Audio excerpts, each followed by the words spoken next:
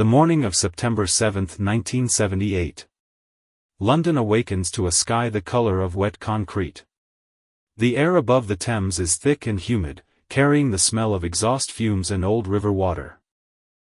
It's Thursday, and London moves at the slow, ponderous pace of a routine that seems to go on forever. A small crowd has gathered at the bus stop on Waterloo Bridge. People huddle in coats, hiding behind morning newspapers. They wait for red double-decker buses, their gazes clouded with boredom. No one looks at each other. In a city of 1 million, such loneliness is the norm. Among the passengers stands a man, blending perfectly into the grey landscape. He is 49 years old, broad-shouldered, with a face that seems to have seen too much. He wears an ordinary raincoat, just another nameless face in the queue on the way to work. His name is Georgy Markov. To the people standing next to him, he is nobody. But thousands of miles away, in Bulgaria, his name is spoken in whispers. He is a defector, a dissident, a writer whose voice on the BBC travels through the Iron Curtain to tell the truth about a brutal regime. But here, on the bridge, the paranoia of the past seems distant. When he first arrived in the West, he saw spies in every shadow. He used to check his locks twice. He used to look over his shoulder. But time has a way of making you complacent. London feels safe. Just minutes ago, he parked his car on the south side of the bridge. It was a mundane act. He locked the door, checked his pockets, and began his walk. A walk he has done hundreds of times before. The sheer repetition of it has lulled him into a false sense of security. His mind is likely not on politics or survival. He is probably thinking about his upcoming broadcast at Bush House. Or perhaps he is thinking about his family, or what he will have for dinner. He is occupied with the small, trivial thoughts of a free man living a normal life. Waterloo Bridge stretches out beneath him, a massive structure of stone and steel. It feels permanent, unshakable. Against this backdrop, a single human life feels insignificant. Just a tiny warm speck standing against the cold, indifferent wind of the river. We are often taught to fear the loud things.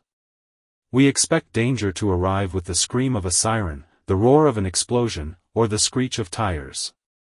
We expect a warning. We believe that if death comes for us, we will at least hear it coming. But on this grey morning, the threat is completely silent.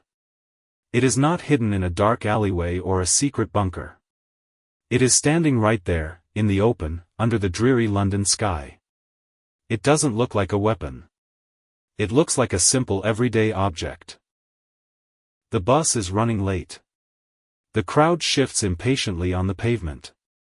Georgy Markov adjusts his position, slightly turning his back to the stranger behind him. He exposes his right thigh. He doesn't know it yet, but the clock has already stopped. The illusion of normalcy is the most dangerous camouflage in the world. It tells us that today is just like yesterday. It tells us we are safe. But in the world of shadows, the most lethal attacks don't happen in the dark. They happen in plain sight, while you are waiting for the bus.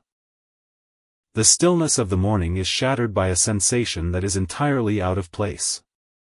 It isn't the shove of a commuter or the brush of a coat. It is a sharp, distinct stinging pain in the back of Markov's right thigh. It feels malicious, like the bite of a hornet that has managed to find the only exposed piece of skin. Markov spins around, his instinct for self-preservation kicking in instantly. He expects to see an insect, or perhaps a clumsy child with a toy. Instead, his eyes land on a man. A stranger, thick-set and ordinary, who appears to have just dropped his umbrella on the pavement and is fumbling to retrieve it. The interaction is a blur of confusion. The stranger straightens up, clutching the black umbrella, and mutters a quick, "I'm sorry," in a thick, foreign accent. He doesn't make eye contact. He turns away sharply, hails a passing taxi, and throws himself into the back seat. In seconds, he is gone, swallowed by the traffic. Markov is left standing there, rubbing the sore spot on his leg. The pain is throbbing now, but his rational mind begins to dismantle the fear. It was just an accident, he tells himself. The man was clumsy. He poked him with the sharp tip of the umbrella. It was rude, certainly, but surely it wasn't an attack. He forces himself to continue his commute. He walks into the BBC offices, greeting colleagues, trying to shake off the unease. In the restroom, he rolls up his trouser leg to inspect the damage.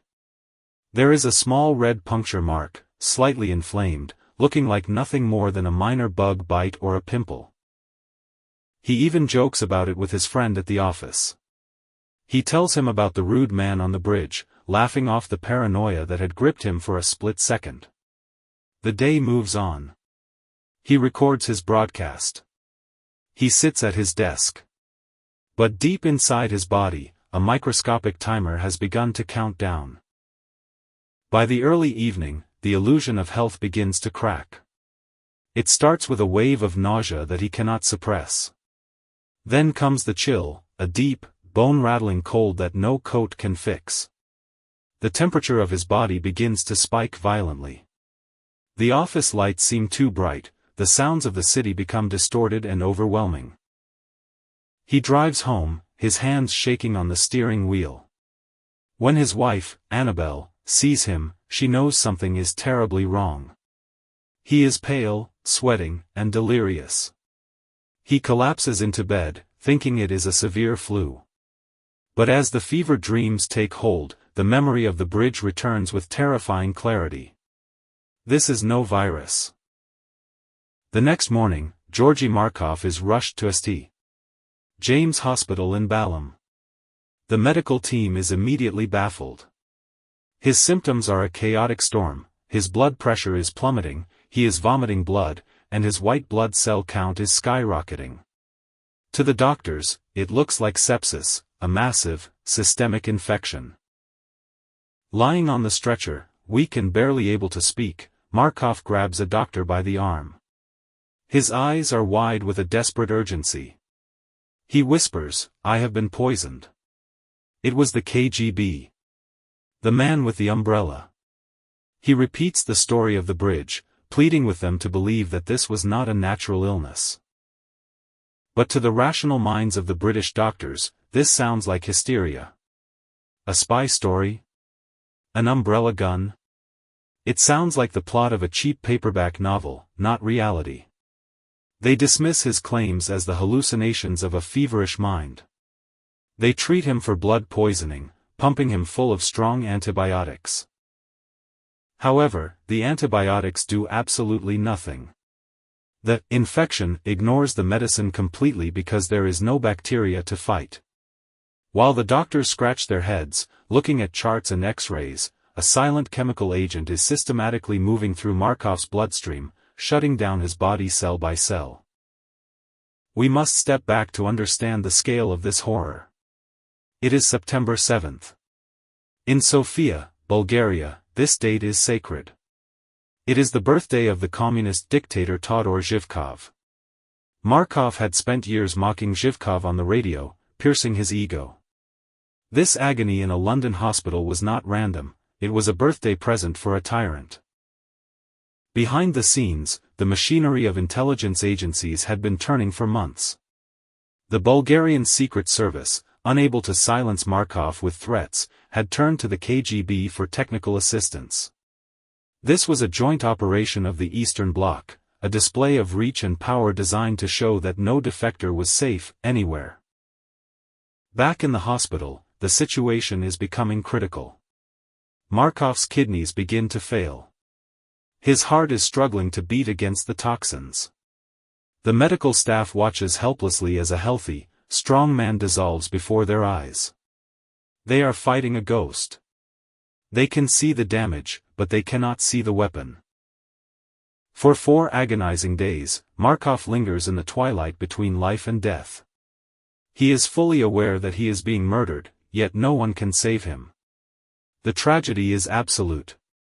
He is a man shouting the truth into a void, while the technology of his enemies quietly erases him from the world. On the morning of September 11th, the struggle ends. Georgy Markov's heart stops beating. The room falls silent. The doctors are left with a corpse and a mystery. They have no cause of death, no weapon, and no suspect. The man is gone, but the rabbit hole has just opened up, and the world is about to fall in. With Markov dead, the scene shifts from the chaotic ward to the cold, sterile silence of the morgue. Dr. Rufus Crompton, a pathologist known for his stubborn attention to detail, refuses to certify the death as natural. He knows that healthy men do not simply disintegrate in 4 days without a reason. He begins the autopsy with a singular focus. He methodically examines the body, searching for the needle in the haystack. He returns to the site of the insect bite on the back of the right thigh. The skin is inflamed and necrotic. He carefully excises a block of tissue around the wound, placing it under a bright laboratory light to inspect the damaged flesh. There, amidst the redness, something catches the light. It is a tiny, metallic glint, utterly alien to the human body. With the precision of a watchmaker, Crompton extracts a microscopic sphere. It is so small, barely 1.7 mm in diameter, that if he had blinked or looked away, he might have missed it entirely. The sphere is sent immediately to the Chemical Defense Establishment at Porton Down. Here, military scientists place the object under an electron microscope. What they see on their screens is not a piece of shrapnel or a bullet fragment. It is a masterpiece of evil engineering. It is a platinum and iridium pellet, harder than steel. But it is not solid. The microscope reveals that 2 tiny holes have been drilled into the sphere at precise angles, creating an X-shaped reservoir inside.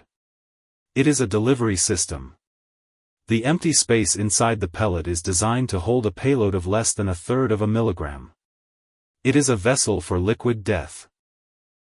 The scientists deduce the mechanism. The holes were sealed with a sugary substance that was designed to melt at exactly 37 degrees Celsius, the temperature of the human body.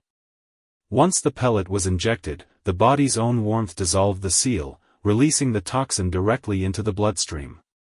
It was a time-delayed fuse. But what was the poison? The toxicology reports come back blank. There is no chemical residue. However, the pattern of organ failure points to only one substance, ricin. Derived from the waste of castor oil beans, it is twice as deadly as cobra venom. And in 1978, there is absolutely no antidote for it. The final piece of the puzzle falls into place. The umbrella on Waterloo Bridge was not a tool for shelter. It was a sophisticated pneumatic weapon, powered by a compressed gas cylinder hidden in the handle. It fired the pellet silently at close range, injecting it just deep enough to be fatal, but shallow enough to feel like a sting. Who pulled the trigger on that gray morning? The shadow of suspicion falls on a man codenamed Piccadilly.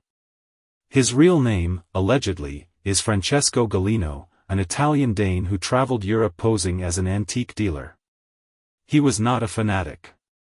He was a mercenary, trading a human life for cash and trading privileges. He was a ghost in the system. While Markov lay dying, Piccadilly was likely already miles away, melting back into his cover life, buying and selling old furniture. He was the perfect instrument for a state that wanted to kill without showing its face. A man with no political profile, just a job to do and a ticket out of town. But we must ask, why? Why go to such extraordinary lengths to kill a writer? Georgy Markov was not a general. He did not command armies or steal nuclear codes. He simply sat in front of a microphone at the BBC and told stories about life in Bulgaria. He mocked the absurdity of the regime. And that was his crime. He insulted the ego of Todor Zhivkov, the Bulgarian dictator. In a totalitarian state, mockery is more dangerous than a bomb. A bomb destroys a building, but laughter destroys fear. Markov's voice was eroding the foundation of the state's power, and for that, the state decided he had to be erased. The weapon itself came from the darkest corner of the Cold War, the KGB's Laboratory 12, in Moscow. This was a factory of death where poisons were tested on political prisoners. The ricin pellet was their proudest creation. It was the ultimate silent weapon, a way to reach out across a continent and stop a heart from beating. The aftermath was a flurry of destruction. In Sofia, as the news of Markov's death broke, intelligence officers began the frantic work of purging the archives. 14 volumes of files related to Markov were shredded or burned. They tried to kill him twice, first his body, and then his history. They wanted the world to forget. They wanted the death on Waterloo Bridge to be a mystery that would fade with the news cycle. But in their arrogance, they underestimated the power of the evidence. They destroyed the paper trail, but they left the platinum bead. And that tiny bead screamed the truth louder than any file ever could. Decades have passed since that gray September morning. The Cold War is history, frozen in textbooks. The Iron Curtain has rusted away and fallen. But if you stand on Waterloo Bridge today, the wind feels exactly the same. The rush hour crowd is still there, huddled in their coats, waiting for the bus, lost in their phones instead of newspapers. Somewhere in that crowd, someone opens an umbrella against the drizzle. It is a universal object of protection, a shield against the English rain. But ever since 1978, the black umbrella has carried a second, darker shadow. It is no longer just a shelter, it is a permanent symbol of how fragile our safety really is. The man who pulled the trigger, the ghost known as Piccadilly, was never officially brought to justice. He lived out his life in freedom, taking his secrets to the grave or keeping them locked in a silent memory. Legally, the murder of Georgy Markov remains an open wound, a cold case gathering dust on a shelf. But the erasure was not complete. In the Black Museum of Scotland Yard, sitting in a small display case, is the platinum pellet. It is so small you could inhale it without noticing. Yet, this tiny speck of metal carries the weight of an entire era.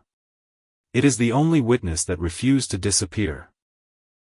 It remains a terrifying monument to human ingenuity used for evil. It reminds us that while we worry about nuclear missiles and armies, the true face of terror can be microscopic. It proved that a superpower could reach down from the geopolitical stratosphere and touch a single man on the leg. So, the next time you are navigating a busy street during rush hour, pay attention to the rhythm of the crowd.